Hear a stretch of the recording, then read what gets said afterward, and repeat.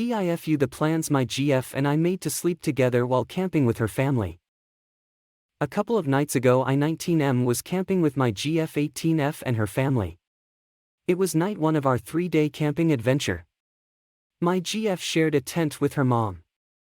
I shared a tent with her brother, 22. The dad shared a tent with no one. When everyone was supposed to be sleeping, my GF approached my tent and woke me up.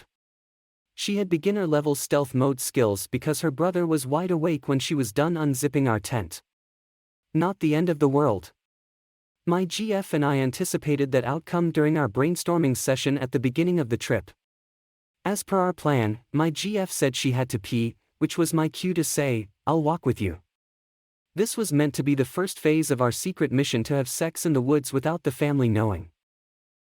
However, I literally forgot about the secret mission. I never said, "I'll walk with you." Instead, I asked the brother if he was keen to come with us because it seemed less ominous to be wandering in the woods in the middle of the night if we were more than 2 people. The brother shrugged and said he might as well pee. My GF stared at me like I made no sense to her. She said if I didn't want to be alone with her, then I was more than welcome to be alone with her brother. I had to exit my tent without being fully dressed because she stormed off without warning. She disappeared.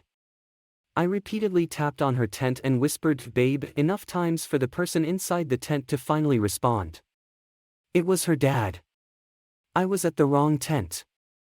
In my defense, it was dark, I was still recovering from a dream I had about being born with teeth growing out of my tongue, and not to mention all our tents looked the same. The dad asked what I was doing barefoot in my boxers in front of his tent. I said nature was calling and I was looking for someone to keep me company.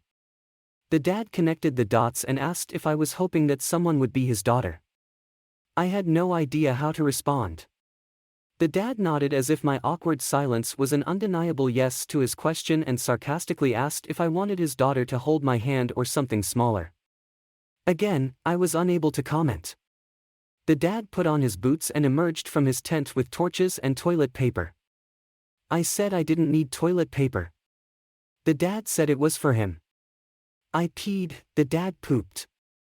I was forced to shut my eyes and think happy thoughts because the dad sounded like he was puking mud. On our way back, the dad suggested that I share a tent with him from now on.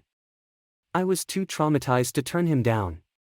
The dad and I have been sharing a tent ever since, which made it impossible for my GF and I to have the privacy we planned for.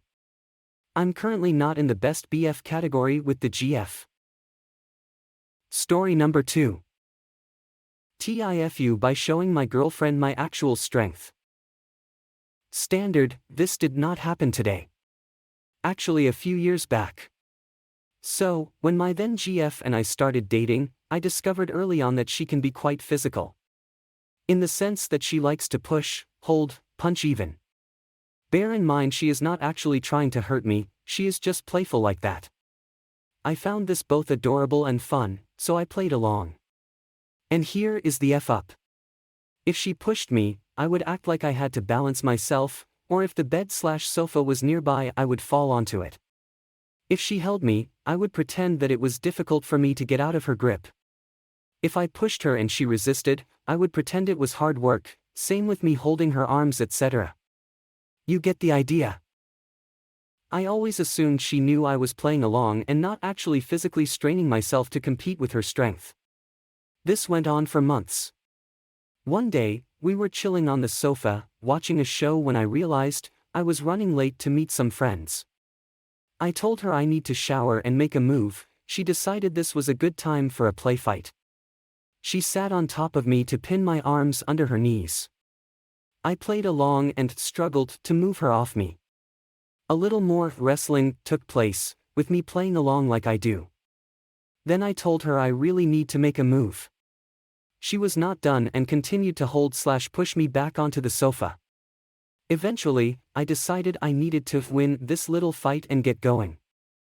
So, I got her onto her back, held her hands near her head, and leaned down to kiss her on the cheeks a few times and let her know again that I am running late.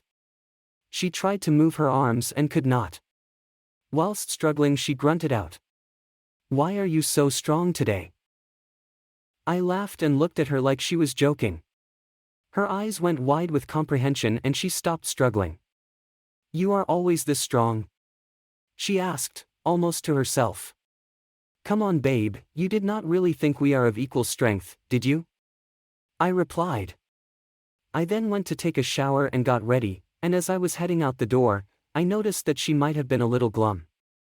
Me, being fully aware that I do not fully comprehend the mystery of female emotions, had no clue why she was upset.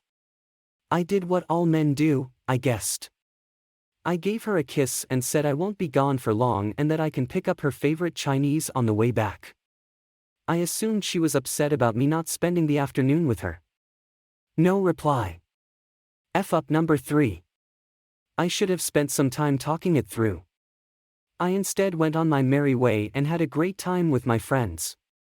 She spent the next few hours brewing, simmering, seething, and of course, overthinking.